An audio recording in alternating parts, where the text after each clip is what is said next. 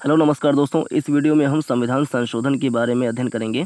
जो विभिन्न प्रकार के संशोधन हुए हैं संविधान में इम्पोर्टेंट, उसके बारे में अध्ययन, जो कि अनेक कॉम्पिटिटिव एग्जाम्स के लिए ये महत्वपूर्ण हो जाता है। कोई भी संविधान कितना भी सोच समझकर क्यों ना बनाया जाए, उसमें समय काल परिस्थिति के अनुसार संशोधन करना ही पड़ता है। इसीलिए संशोधन करने की शक्ति जो है संविधान में दिया गया है। भारतीय संविधान नम्यता एवं अनम्यता का मिश्रण है। नम्यता मतलब होता है कोई अगर संविधान नम्य है, इसका मतलब कि उसमें संशोधन करना बहुत ही आसान है। जो ब्रिटेन का संविधान है वो बहुत ही ज़्यादा नम्य, बहुत ज़्यादा लचीला है। और अनम्यता या कठोर संविधान उसको कहते हैं जिस संविधान में संशोधन करना बड़ी ही टेढ़ी खीर होती है, बहुत ही मुश्किल होता है। जैसे अमेरिका का संविधान बहुत ही कठोर माना जाता है। तो नम्य वाला संविधान या लचीला संविधान, सबसे नम्य संविधान देखा जाए तो वो ब्रिटेन का माना जाता है।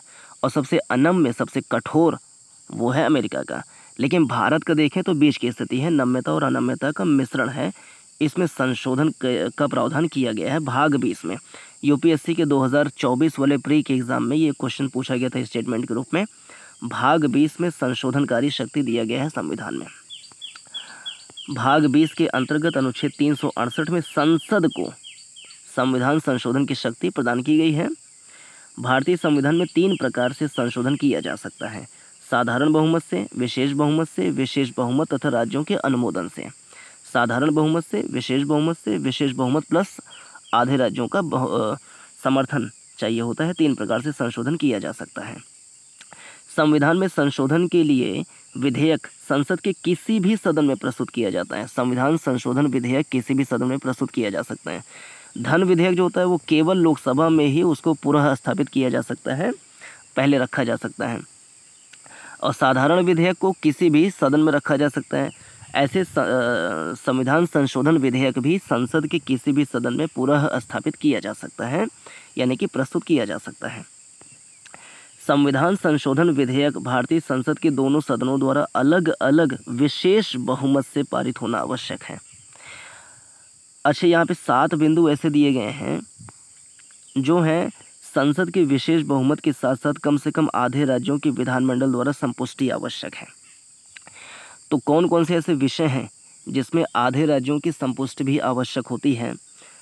तो जो भी संघीय ढांचे से संबंधित चीज़ें होती हैं, जो संघीय ढांचे को प्रभावित करती हैं, उनसे संबंधित कोई अगर संशोधन किया जाता है तो उसमें कम से कम आधे राज्यों, आधे से अधिक नहीं, कम से कम आधे राज्यों की संपुष्टि आवश्यक होती है।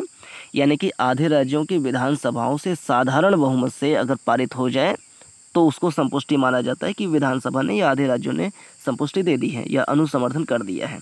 तो ऐसे 7 विषय हैं: राष्ट्रपति का निर्वाचन एवं उसकी प्रक्रिया, संसद में राज्यों का प्रतिनिधित्व, संघ और राज्यों के मध्य विधायी शक्तियों का विभाजन, 7वीं अनुसूची की कोई भी सूची, संघ सूची, राज्य सूची, समवर्ती सूची, और जो जीएसटी काउंसिल है जिसको आर्टिकल 279A के तहत बनाया गया है जीएसटी काउंसिल, तो उसमें कोई संशोधन किया जाता है। संघ या राज्य की कार्यपालिका शक्ति का विस्तार, सर्वोच्च न्यायालय एवं उच्च न्यायालयों संबंधी प्रावधान, संविधान संशोधन की संसद की शक्ति और उसकी प्रक्रिया आदि ऐसे विषय हैं जिन पर संवैधानिक संशोधन के लिए संसद के विशेष बहुमत तो चाहिए ही, साथ में कम से कम आधे राज्यों के विधानमंडल द्वारा संपुष्टि, यानी कि आधे राज्यों के विधानमंडल के द्वारा साधारण बहुमत से पास हो जाए। संविधान के अनेक उपबंधों में संसद दोनों सदनों के साधारण बहुमत से संशोधन कर सकती है। और ये 368 के प्रयोजनों के लिए संविधान का संशोधन नहीं माना जाता। यानी संविधान में जो साधारण बहुमत से संशोधन किए जाते हैं इन 3 विषयों में, जैसे राज्यों का प्रवेश या गठन करना है, नए राज्यों का निर्माण और उसके क्षेत्र सीमाओं या संबंधित राज्यों के नाम में परिवर्तन, राज्यों में विधान परिषदों का सृजन या समापन, ये सब करने हैं तो साधारण बहुमत से हो जाता है। और ऐसा संशोधन 368 के प्रयोजन के लिए संविधान का संशोधन नहीं समझा जाता। भारतीय संविधान के प्रथम संशोधन अधिनियम 1951 द्वारा संविधान में 2 अनुच्छेद जोड़े गए थे, 31A, 31B, और एक अनुसूची जोड़ी गई थी, 9वीं अनुसूची। 42वें संविधान संशोधन 1976 को लघु संविधान कहा जाता है। 52वें संशोधन 1985, 52वें संशोधन 1985 वो दल बदल अधिनियम का प्रावधान करता है। तो फिर से यहाँ देखें, पहला संशोधन से आर्टिकल 31A 31B जोड़ा गया और 9वीं अनुसूची जोड़ी गई। 42वें संशोधन को 1976 को लघु संविधान कहा जाता है। 52वें संशोधन 1985 को दल बदल अधिनियम से संबंधित है, जो कि अनुसूची 10 से संबंधित है। 61वें संविधान संशोधन 1988 द्वारा मतदाता की आयु को 21 वर्ष से घटाकर 18 वर्ष कर दी गई थी। 86वें संशोधन अधिनियम 2002 द्वारा अनुच्छेद 21A जोड़ा गया, जिसमें 6 से 14 वर्ष के सभी बच्चों के लिए निःशुल्क एवं अनिवार्य शिक्षा का अधिकार उपबंधित किया गया है। 91वें संशोधन अधिनियम 2003, 91वें इंपॉर्टेंट ये वाला मंत्रिपरिषद के आकार से संबंधित है। जैसे केंद्र की बात करें तो प्रधानमंत्री सहित और राज्य की बात करें तो मुख्यमंत्री सहित मंत्रियों की कुल संख्या क्या होगी, तो वो लोकसभा अथवा विधानसभा की सदस्य संख्या के अधिकतम 15% यानी 15% से ज़्यादा नहीं होगी और राज्य में 12 से कम नहीं होना चाहिए। सिंपल सा है। 91वां संविधान संशोधन 2003 क्या कहता है? 91वां संविधान संशोधन 2003, 91वां संविधान संशोधन 2003, 91वां संविधान संशोधन 2003 कहता है मंत्रिपरिषद का आकार क्या होगा। जैसे केंद्र में प्रधानमंत्री को लेकर के मंत्रिपरिषद का आकार 15% से ज़्यादा नहीं होना चाहिए और राज्य में भी ऐसे मुख्यमंत्री को लेकर के मंत्रिपरिषद का आकार 15% से ज़्यादा नहीं होना चाहिए, किंतु राज्य में 12 से कम भी नहीं होना चाहिए। 69वें संविधान संशोधन अधिनियम 1991, ये भी 1991 है। 91वां संशोधन 2003 है। ये 91वां संशोधन 2003 और यह 69वां संशोधन 1991।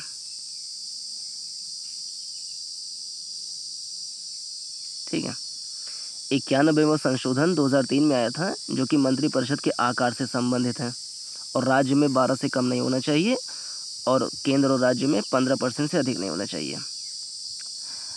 69वां संशोधन 1991, जो कि दिल्ली को राष्ट्रीय राजधानी क्षेत्र का दर्जा दिया गया है। राष्ट्रीय राजधानी क्षेत्र में 3 राज्य के कुछ क्षेत्रों को मिलाया गया है, यूपी, राजस्थान, हरियाणा।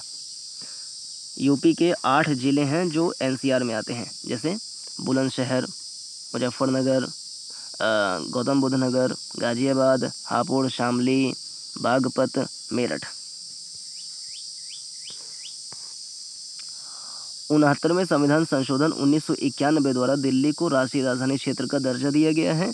97वें संशोधन 2011 द्वारा सहकारी समितियों का प्रावधान, उसको संवैधानिक दर्जा दिया गया है। सहकारी समिति का प्रावधान देखिए article 19 sub clause 1 sub clause C में इसका प्रावधान है सहकारी समिति का। तो 97वें संशोधन 2011 द्वारा सहकारी समिति का प्रावधान है। 100वां संविधान संशोधन अधिनियम भारत बांग्लादेश सीमा समझौते, 100वां संशोधन भारत बांग्लादेश सीमा समझौते से संबंधित है।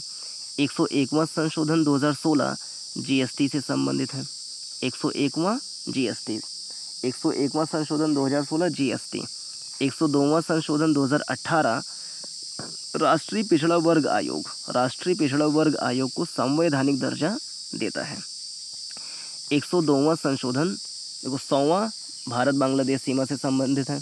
101वां 2016 में GST से संबंधित है। 102वां संशोधन 2018 वो राष्ट्रीय पिछड़ा वर्ग आयोग को संवैधानिक दर्जा देता है। 103वां संविधान संशोधन अधिनियम, 103वां संशोधन सामान्य श्रेणी के आर्थिक रूप से पिछड़े यानी EWS लोगों को सरकारी नौकरियों और शिक्षा में 10% आरक्षण देने से संबंधित है। 103वां संबंधित है EWS से और EWS को आरक्षण दिया जाएगा 10%। कहाँ कहाँ? सरकारी नौकरियों में, शिक्षा में। 104वां संशोधन 2019 द्वारा क्या किया गया है? एंग्लो इंडियन का प्रावधान हटा दिया गया है। 104वें संशोधन 2019 में दो चीज़ किए गए। पहला, अनुच्छेद 334 में संशोधन करके अनुसूचित जातियों, अनुसूचित जनजातियों के लिए लोकसभा और राज्य विधानसभा में सीटों के आरक्षण की अवधि को 10 वर्ष और आगे बढ़ा दिया गया है। तो आर्टिकल 334 संबंधित है SC ST का लोकसभा और विधानसभा में सीटों के आरक्षण से। इसको 10 सालों के लिए और बढ़ा दिया गया है और 25 जनवरी 2020 से ये वाला प्रावधान लागू हो गया था, यानी कि 2030 तक अब फिर से SC और ST का लोकसभा और विधानसभा में सीटों का आरक्षण बढ़ा दिया गया। तो पहला प्रावधान ये था 104 में संशोधन से कि SC ST का लोकसभा विधानसभा में 10 वर्ष के लिए सीटों का आरक्षण और बढ़ा दिया गया। दूसरा ये किया गया, एंग्लो इंडियन के मनोनयन की व्यवस्था की अवधि को आगे नहीं बढ़ाया गया क्योंकि पता होगा आर्टिकल 333 में ऐसा प्रावधान है। एक तो आर्टिकल 331 में क्या था कि लोकसभा में राष्ट्रपति एंग्लो इंडियन का नियुक्ति कर सकता था, खत्म हो गया। विधानसभा में संबंधित राज्यपाल द्वारा 333 अनुच्छेद 333 के तहत मनोनयन की व्यवस्था थी, तो ये भी समाप्त हो गया, यानी अब एंग्लो इंडियन का प्रावधान नहीं है। संविधान की आधारभूत संरचना, बेसिक स्ट्रक्चर के सिद्धांत को केशवानंद भारती बनाम केरल राज्य 1973 में लाया गया था, जिसमें ये कहा गया कि संसद जो है संविधान के किसी भी प्रावधान में संशोधन कर सकती है, लेकिन वो मूल ढांचे का उल्लंघन नहीं कर सकती। और 1973 में इसमें 13 जजों की बेंच बैठी थी, आज तक की सबसे बड़ी बेंच है। और दूसरी सबसे बड़ी बेंच बैठी थी गोलकनाथ बनाम स्टेट ऑफ पंजाब केस में 1967 में। तो गोलकनाथ मामले 1967 में 11 जजों की बेंच बैठी थी और केशवानंद वाले केस में 13 जजों की बेंच बैठी थी। तो ये रहा पूरा संविधान संशोधन वाले विषय पे चर्चा। नमस्कार, जय हिंद।